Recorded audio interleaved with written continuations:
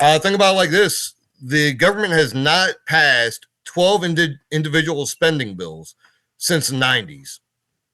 So all throughout the 2000s up until today, we have not done 12 individual spending bills on the 12 areas of government that need to be funded. Instead, what they do is they sit on it. They put on a big circus show and put on a show and an act for everybody all throughout the year. Then when it comes time when the government needs to be funded, you're like, oh, yeah, well, we don't have that done yet. We didn't have time to get to that because we were busy doing nothing. Then they go ahead, they put together this big omnibus bill. With this omnibus bill, and they always go ahead and throw in the earmarks. And what the earmarks are their little pet projects for different congressional districts.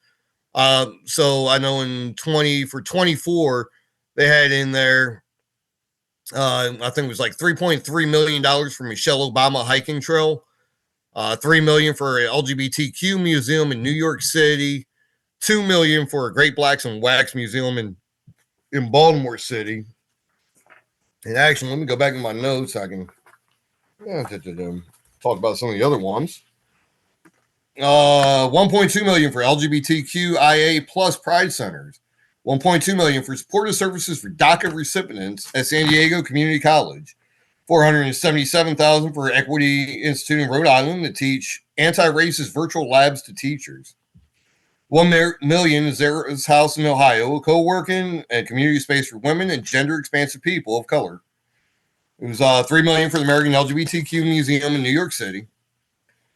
$3.6 million for the Michelle Obama hiking trail in Georgia. $750,000 for LGBTQ and gender nonconforming housing in Albany, New York. $2 million for Great Blacks and Wax in Baltimore City. $856,000 for LGBT Center in New York.